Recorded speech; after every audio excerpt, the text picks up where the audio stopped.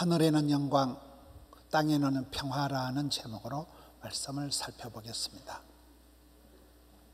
첫 번째 크리스마스 때 천사들이 와서 하늘에는 영광, 땅에는 평화다 이렇게 찬송을 불렀습니다. 그런데 그 찬송 가사가 도무지 어울리지가 않습니다. 하늘에는 영광이 아니고 지금은 미세먼지가 가득하고 땅에는 평화가 없고 이상기훈이 전쟁의 소문이 끝이 없는 인간사 요지경이 되고 말았습니다. 입시 전쟁, 취업 전쟁, 세포와 세균과의 전쟁, 여전히 코로나와 전쟁 중입니다. 왜 천사들이 하늘에는 영광, 땅에는 평화라는 이 어마무시한 노래를 불렀을까요? 그 당시나 지금이나 이 말씀이 찬송 가사가 우리의 생활과 도무지 연결이 안 되는 거예요. 너무나 갭이 크게 느껴지는 단어들입니다. 이스라엘 백성들이 노래하는 것 중에 가장 그 시중의 시가 다윗의 시편 23편입니다. 시편 23편에 보면 푸른 초장 실만한 물가가 나옵니다. 그런데 여러분 성지순례를 가보시거나 하면 이스라엘 땅에는 푸른 초장 실만한 물가가 없어요. 말라 빠진 사막 땅덩어리입니다. 도무지 그런 푸른 초장 실만한 물가는 존재하지 않는 땅이 성경에 있습니다. 어릴 때 유행가 가사 중에 저 푸른 초원 위에 그림 같은 집을 짓고 살면 스스가무시 병에 걸립니다. 남자들이 나는 자연인이다라는 그 방송을 즐겨 본다 그래요. 그것은 현실이 너무 고달파서 이 망할 놈의 직장 때리치우고 이 더러운 사업 심하게 하고 언젠간 나도 산으로 간다, 나도 자연인으로 간다는 그런 현실이 고달파서 남자들의 로망을 노래한 것이 나는 자연인이다, 그런 소원이라는 것입니다. 이스라엘 백성들 우리가 언약의 자손, 믿음의 후손이라고 얘기를 합니다. 언약의 백성들에게 하나님 주신 축복의 땅이 젖과 꿀이 흐르는 땅입니다. 그런데 여러분 이스라엘 땅에 가보시면 젖이 꿀이 흐르는 땅이 없어요. 택도 아닙니다. 그런 이스라엘 땅에 젖과 꿀이 흐르는 땅은 존재하지가 않습니다. 산과 골짜기가 있을 따름이에요. 척박한 땅, 까칠한 산이 빈들이 광야가 있는데 성경은 젖과 꿀이 흐르는 땅이다. 일교차가 심하니까 겨우 이슬방울이 맺히고 그 이슬방울이 습도가 있으니까 가시나무에 풀이 자라고 그 이파리를 양이 뜯어먹고 양의 젖을 짜고 그 사막 지역에서 자라는 야자수, 종려나무가 대추야자가 길게 자란 그 대추야자의 열매가 꿀처럼 달기 때문에 젖과 꿀이 흐르는 땅이다 이렇게 얘기합니다. 여러분 하늘에는 영광, 땅에는 평화 이것이 예수님이 오시지 않고는 해결이 안 된다는 단어예요. 푸른 초장 실만한 물가는 선한 목자가 대신 우리의 목자가 대신 주님만이 우리를 그곳으로 인도할 수 있는 땅입니다. 젖과 꿀이 흐르는 땅은 새초부터 새말까지 여호와께서 눈동자같이 지켜주시는 땅, 하나님이 이른 비로 늦은 비로 은혜를 베풀어 주신 땅이 젖과 꿀이 흐르는 땅이라는 것입니다. 저는 금년 초에 1월 첫 주에 제가 설교한 내용이 사도행전 9장 31절에 평안하여 든든히 서가는 교회다. 그 사도행전 9장 31절을 설교한 기억이 있습니다. 그런데 여러분 이 땅 위에 평안한 교회, 든든한 교회는 없어요. 교회는 마침 거친 파도를 헤쳐나가는 배와 같습니다. 날씨와 같습니다. 여러분 우리의 삶이 날씨와 같이 변화가 무쌍합니다. 삼한사온 별꼴이 반쪽입니다. 얼마나 날씨가 추웠다 더웠다 가물었다 비가 왔다가 바람이 불었다 태풍이 불었다 날씨와 같이 변화무쌍한 것이 우리의 인생길입니다. 교회가 그렇습니다. 고요할 때는 폭풍 전야와 같이 고요하다는 거예요. 때로는 백척간도의 선듯이 위태하지만은 태풍이 지나가고 난 뒤에 여러분 강물이 그냥 가만히 두면 강물이 썩어요. 강물이 녹조가 끼어버립니다. 근데 태풍이 지나가면 바다가 밑바닥부터 소재가 청소가 된다 이러잖아요. 비가 오고 난 뒤에 땅이 굳어지듯이 불같은 시험을 지나고 연단을 받으면 연단이 1000번을 맞은 게 연이고 10,000번을 두들겨 맞은 게 단이라 그래요. 불같은 시험을 지나면서 1000번, 10,000번 연단을 받고 난 이후에 정금 같은 믿음, 순도 99.9%의 그런 믿음이 생성이 되는 것입니다. 100% 건강한 사람은 없습니다. 오히려 무병단수, 다병장수라는 말이 있습니다. 여러분 30대, 40세 돌연사, 급사가 있어요. 근데 여자들은 돌연사, 급사가 없대요. 왜? 독한 것들은 안 죽어요, 여자. 남자들만이 돌연사, 급사가 있는데 돌연사, 급사를 당한 남자들의 특징은 뭐가? 한 번도 약국에 안 가본 사람, 한 번도 병원에 안 가본 사람. 그 건강한 몸을 믿고 있다가 갑자기 쓰러지는 거예요. 골골80이라고. 여러분 병이 있음으로 인해서 내가 조심조심하면서 골골80을 가는 겁니다. 어제 어떤 분이 얘기를 하는데 당뇨가 있는 걸 감사하다는 거예요. 당뇨가 있기 때문에 음식을 조절하고 건강을 조절하기 때문에 훨씬 더 건강 관리가 잘 된대요. 그래서 제가 당뇨 감사헌금 하라 했어요. 100% 건강하지 않아요. 여러분 가장 환자가 버글버글 하는 데가 병원입니다. 가장 철없는 아이들이 많은 곳이 학교입니다. 유치원입니다. 그래서 우리는 세례를 주고 가르쳐 지키게 하고 배워야 됩니다. 여러분 이 복잡한 현실, 하늘에는 영광, 땅에는 평화가 도무지 어울리지 않는 이 이율배반적인 단어, 상극적인 이 단어 가운데서 이 문제를 해결하기 위해서 하나님께서 신의 한 수를 두신 일이 성탄절이라는 거예요. 여러분 이 땅 위에는 빈익빈 부익부 현상이 점점 심해집니다. 갈수록 그 거리감이 생기고 갈수록 갭이 커집니다. 사람들은 분노 조절 장애가 생기고 정신병리학적으로 점점 더 까칠해지는 거예요. 여러분 경제는 문명은 발달되는 것 같은데 점점 자살률이 높아지고 사람들의 마음이 정신세계가 황폐해집니다. 마음 둘 곳이 없습니다. 영광을 보고 싶지만은 평화를 누리고 싶지만은 현실은 정반대로 흘러간다는 거예요. 모순투성이 현실입니다. 이 딜레마를 해결할 수 있는 유일한 솔루션이 지저스 크라이스트, 예수님이라는 거예요. 이 엄청난 간격을 메꾸는 신의 한 수가 예수 그리스도가 이 땅에 오신 성탄이라는 거예요. 천국과 지옥을 가르는 이 죄의 문제를 단번에 해결하신 분이 예수 그리스도시라는 거예요. 역사를 나눌 때 BCAD, Before Christ, Anno Domini, 예수 그리스도 이전과 주님 이후로 나눕니다. 그리고 역사상 가장 큰 사건은 예수님이 이 땅에 오신 성탄절이 되는 것입니다. 하늘의 영광의 본체이신 예수님께서 하늘 영광을 포기하시고 이 소란스러운 이 땅으로 평화의 왕으로 내려오신 날이 성탄절입니다. 이 평화라는 것은 주님만이 줄 수 있는 것이지 세상의 어떤 것으로도 이 평화를 줄 수가 없습니다. 다른 무엇으로 땜방을 할 수도 없고 돌려막기를 할 수도 없고 세상이 주는 평화라는 것은 반드시 부작용이 나오고 악순환이 되고 뒤탈이 날 뿐입니다. 이스라엘 백성들이 가장 얘기하는 샬롬, 평안, 안녕이라는 단어는 이게 그냥 전쟁이 없는 상태를 말하는 게 아니에요. 선지자들이 얘기하는 키워드가 있습니다. 호세아 선지자는 바람난 마누라를 돈을 주고 사다가 계속 사랑할 수밖에 없는 거, 속 터지는 사랑. 이사야 선지자는 하나님의 그 거룩하심에 대한 비전, 거룩하심에 대한. 아모스 선지자는 공의를 하수같이 공의로우신 하나님. 사도 바울은 사방으로 우겨쌈을 당해도 새털같이 자유롭다.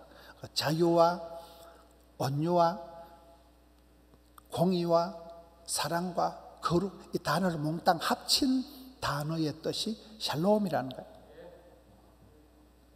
그 평화는 하나님만이 줄 수 있는 것입니다. 지난번에 브라이언 박 목사님이 오셨을 때 구원을 10가지 단어로 설교를 하시더라고요. 구원받은 건 뭘까요? 구원, 구출, 자유, 치료, 온전, 승리, 건강, 평강, 안전, 보호. 복음으로 충분하다. 복음이 들어오면 예수 그리스도가 오심으로써 이 모든 문제를 해결을 하셨다는 거예요. 우리가 흔히 말씀이 육신이 되었다 이렇게 합니다. 말씀을 옛날 그 원어의 로고스란 말은 진리라는 거예요. 로고스란 말은 모든 우주의 그 원리를 얘기하는 거예요. 가장 핵심적인 그 원리, 로고스, 진리. 로고스, 진리 대신 예수님께서 사르크스가 되셨다. 사르크스라는 육신이라는 말은 우리 몸이 육체가 돼. 육체는 뭡니까? 아프고 병들고 배고프고 춥고 많은 문제가 있는 병치레를 하고 한계가 느껴지는 진리이신 로고스이신 그분이 모든 인생의 원리가 되신 길이요 진리요 생명이신 그분이 사르크스가 됐다. 우리와 같이 아프고 병들고 골치 아픈 몸뚱아리가 되어서 오셨다는 거예요. 왜요? 우리의 인생의 연약함을 체휼하기 위해서, 느낌을 아시기 위해서, 동병상련하기 위해서 우리와 같은 몸을 입고 로고스이신 그분이 사르크스가 되어서 이 땅으로 내려오셨다. 또 그걸 언더스탠딩, 역지사지다 입장을 바꾸어서 우리와 같이 되신 말씀이 육신이 되신 성탄입니다. 그분만큼 손해보고 그분만큼 낮아지고 그분만큼 내려온 것이 없는 가장 겸손의 모습이 이 성육신하신 예수님, 성탄의 예수님입니다. 우리나라의 건설사에 아주 큰 사건이 하나 있었는데 정주영 공법이라고 있더라고요. 그게 아산만에 매립공사라는데 바닷물을 막을 수가 없는 거예요. 어마무시한 해류가 흘러가는 그 물을 막을 수가 없는 거예요. 유명한 전문가들이 총동원이 되어도 막을 수가 없는데 국민학교밖에 못 나온 정주영 회장님이 머리를 굴려가지고 큰 어선을 폐선 이제 못 쓰는 큰 배를 끌고 가서 그 물을 확 틀어막아가지고 물막이 공법을 통해서 한 방에 해결을 한 사건이 있습니다. 비교가 안 되겠지만은 하늘의 영광을 우리가 도무지 맛볼 수가 없고 이 땅의 평화를 도무지 누릴 수가 없는 이런 인생은 죄인이잖아요. 하나님은 사랑의 하나님이시기 때문에 우리 모두가 천국에 들어가기를 심히 기뻐하십니다. 그러나 모든 사람이 죄를 범하였기 때문에 하나님 영광을 이룰 수가 없어서 죄인은 천국에 갈 수가 없어요. 이 딜레마를, 이 엄청난 간격을, 이 복잡한 문제를 한 방에 해결하신 분이 예수 그리스도가 이 땅에 오시면서 죄의 문제를 단번에 해결하셨다는 거예요. 낙차 큰 폭포가 힘이 있듯이 여러분 수력 발전이라는 것은 높은 데서 물이 떨어질수록 힘이 있다는 거예요. 수력 발전. 예수님은 하늘 위에서 땅으로 뚝 떨어졌기 때문에 낙차 큰 폭포와 같은 엄청난 통 큰 사랑의 주님이시라는 거예요. 가장 아끼는 외동아들을 죽음으로 내어주신 아버지 하나님의 속 터지는 사랑이 바로 성육신 성탄절이라는 거예요.